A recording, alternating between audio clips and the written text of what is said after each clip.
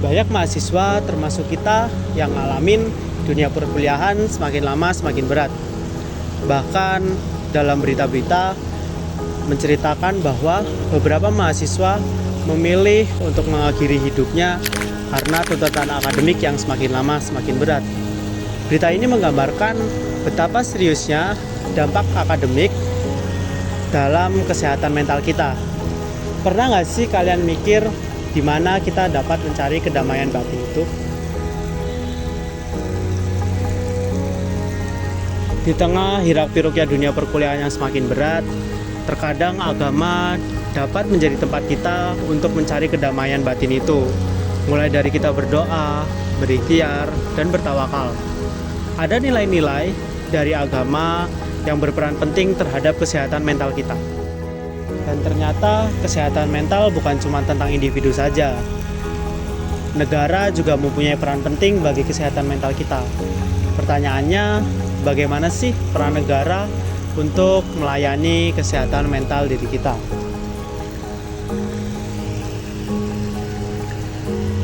Terus, selain peran negara, kita sebagai warga negara juga mempunyai hak untuk mendapatkan layanan kesehatan. Namun, apakah itu sudah cukup terjamin? Di video ini, kita bakal bahas bagaimana peran agama, peran negara, dan peran kita sendiri terhadap kesehatan mental kita. Mulai dari berdoa, berikhtiar, dan bertawakal, sampai hak dan kewajiban kita sebagai warga negara untuk mendapatkan layanan kesehatan. Kita bakal ngobrol semua itu dalam video ini.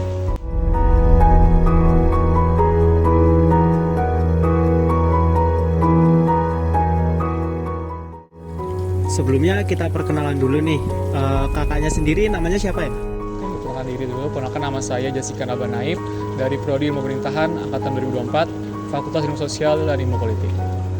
Perkenalkan, nama saya Hasan Uzaifi, saya dari Fakultas Ilmu Komputer Angkatan 2024. Perkenalkan, namaku Ahsin Aksad dari Fakultas Teknologi Pertanian, Prodi Teknik Lingkungan Angkatan tahun 2024. Oke, sebelum masuk ke pertanyaan intinya, kita ada beberapa pertanyaan.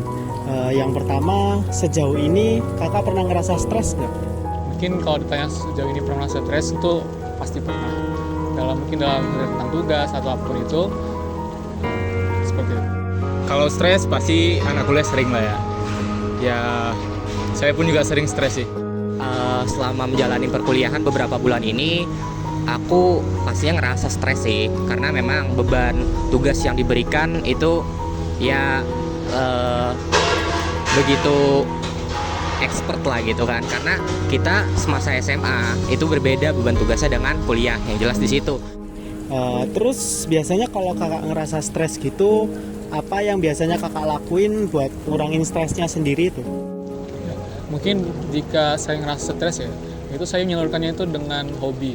Kebetulan hobi saya itu berolahraga, mungkin seperti bermain futsal, berlari sama teman-teman, atau mungkin saya akhir-akhir ini lagi suka baca buku. Ya, mungkin kayak gitu. Kalau biasanya saya stres, ya untuk menenangkan diri biasa saya nonton film atau enggak main game. Ya hal-hal yang bisa menghibur diri saya lah. Aku nanganinya dengan beberapa macam hal. Yang pertama, aku senantiasa mengiringnya dengan agama lah, yaitu beribadah dan spiritual. Nah, kemudian ketika aku merasa jenuh ataupun sudah di titik bosan dan stres, merasa burnout, aku akan mencari teman bicara. Entah itu orang tua, aku bakal nelpon, video call, ataupun teman sekosku ataupun teman sekelasku yang lainnya. Aku bakal hangout, bakal nongkrong lah, kiranya meredakan dunia perkuliahan yang udah bikin pressure lah gitu.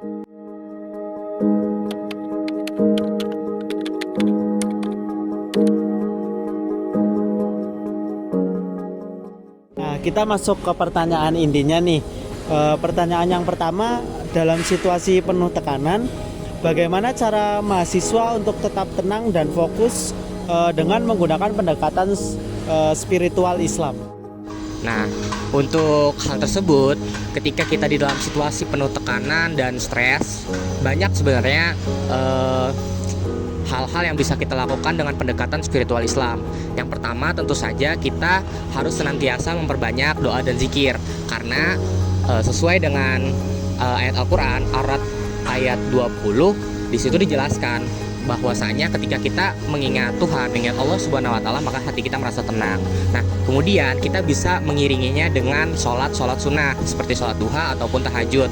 Ketika kita melakukan sholat tersebut, kita mengiringinya dengan doa kemudian zikir, maka insya Allah hati kita akan dipermudah. Nah, yang terakhir, ya belum yang terakhir sih, yang ketiga itu kita bisa mengiringnya juga dengan tawakal. Karena tawakal ini seperti itu, setelah kita sudah berusaha, kita melakukan semaksimal kita, kemudian kita melakukan hal yang kita jalani sudah dengan benar. Nah, kita mengiringnya dengan tawakal, dengan berserah diri, dengan melapangkan diri kepada Allah Subhanahu wa taala, maka insya Allah di situ akan dipermudah. Selanjutnya, kita harus bersabar dan menerima apa yang sudah terjadi. Misalkan itu membuat kita stres, ya kita harus bersabar akan hal itu, karena badai pasti berlalu. Kemudian yang terakhir, kita harus mengevaluasi diri kita. Kita harus memperbanyak ibadah kita lagi kepada Allah Subhanahu wa taala. Kita harus merefleksikan diri kita harus mengevaluasi diri kita bagaimana caranya. Di samping kita mengerjakan urusan-urusan dunia, kita harus senantiasa mengiringnya dengan urusan akhirat. Menurut kakak, apa yang harus dilakukan jika merasa ikhtiar itu sudah maksimal, doanya juga sudah dipanjatkan, tetapi tetap mengalami kegagalan di akademik? Nah, berbicara tentang konten tersebut, mungkin kadang tuh sangat sering ya bertanya tentang itu. Jawabannya itu gimana sih? Yang pertama itu kita menerima dengan lapang dada, gimana itu apapun itu hasilnya, itu adalah hasil yang terbaik. Setelah itu kita mengevaluasi diri. Apa sih mengevaluasi diri? Mungkin dengan mengetahui apa sih penyebab dari kegagalan tersebut, atau mungkin cara belajar kita yang kurang efektif, waktu belajar kita yang kurang cukup, atau mungkin faktor lainnya. Nah, setelah kita mengevaluasi diri, kita mungkin bisa mengganti metode cara belajar kita yang mungkin kurang lah dari sebelumnya. Setelah itu kita bisa lebih menerima lagi, lebih mengambil hikmah dari kegagalan tersebut. Kan namanya doa itu kan tidak bisa mungkin langsung dipanjatkan, tapi dengan doa kita bisa memberi kekuatan untuk terus berusaha, dan juga menjadikan kegagalan ini sebagai tempat kita untuk berkembang jadi lebih baik. Mungkin seperti itu. Menurut kakak, bagaimana memahami bahwa tawakal tidak berarti menyerah, tetapi melengkapi dengan ikhtiar dan doa? Oke, izin jawab. Mungkin yang pertama apa sih itu tawakal? Tawakal itu selalu mengenai tentang keseimbangan. Ya, sebelum kita jauh ngomong tentang tawakal, kita akan berbicara tentang ikhtiar. Apa itu ikhtiar? Ikhtiar itu kita berusaha semaksimal mungkin. Setelah itu kita mengetahui apa sih itu doa. Doa itu kita mohon petunjuk dan mohon kekuatan kepada Allah Subhanahu wa taala. Setelah kita mengetahui ikhtiar dan doa, kita akan mengerti apa itu tawakal. Tawakal itu kita percaya kepada Allah, apapun itu hasilnya, mau itu berhasil ataupun enggak, kita tetap menerimanya. Ya, berbicara tentang kesehatan mental, tawakal itu cara kita untuk menjaga keseimbangan mental, yang dimana kita tetap berusaha berdoa, berusaha dan juga tetap menerima apapun itu hasilnya. Dengan cara kita seperti itu, kita lebih bisa menjaga kesehatan mental kita. Dengan cara, ya mungkin dengan itu kita lebih tidak terbebani lah dengan tawakal tersebut. Mungkin cukup seperti itu.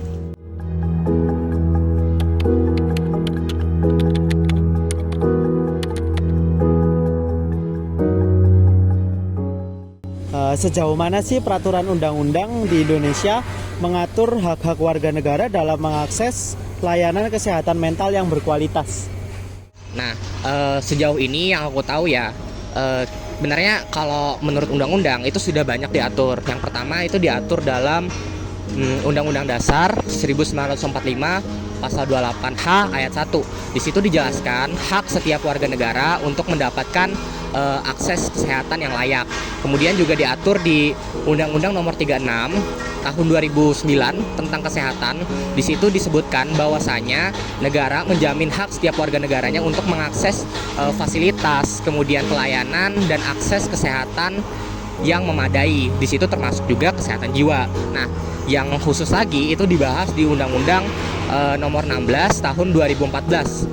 Di situ dijelaskan tentang kesehatan jiwa sendiri, di mana kesehatan jiwa itu diakomodasi oleh negara melalui fasilitas-fasilitas kesehatan yang ada. Negara diwajibkan untuk mempermudah serta melayani rakyatnya, masyarakatnya untuk mengakses layanan kesehatan jiwa. Nah, implementasinya bagaimana? Sebenarnya dari pemerintah sendiri, khususnya pemimpin-pemimpin daerah serta hingga pusat itu sudah diatur sedemikian rupa dengan pelayanan BPJS, yaitu di setiap rumah sakit, kemudian puskesmas itu disediakan layanan kesehatan mental itu sendiri, ya, tentang konseling yang dilayani oleh psikiater dan psikologi langsung, kemudian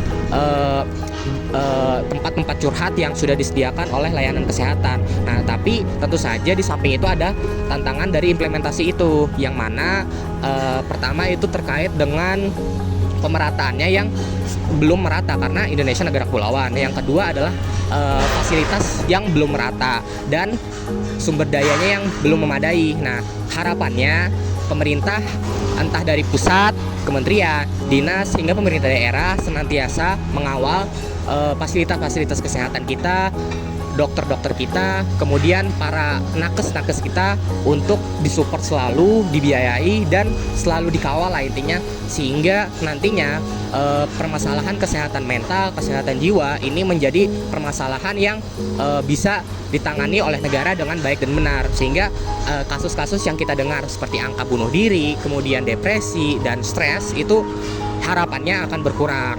Ya, begitu. Apa langkah-langkah konkret yang bisa diambil oleh pemerintah untuk memastikan kesejahteraan mental mahasiswa?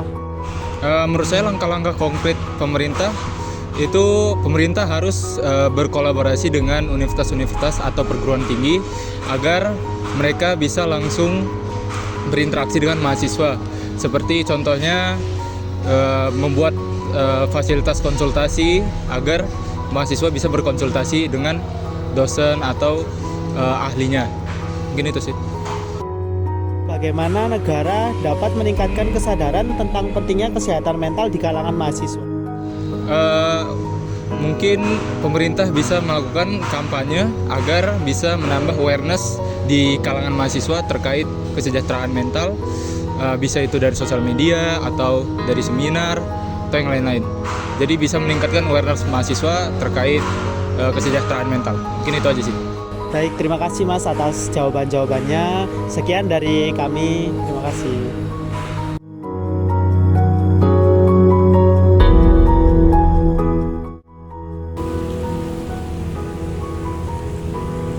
Dalam menghadapi tekanan akademik, seorang mahasiswa dapat menemukan ketenangan melalui pendekatan spiritual Islam.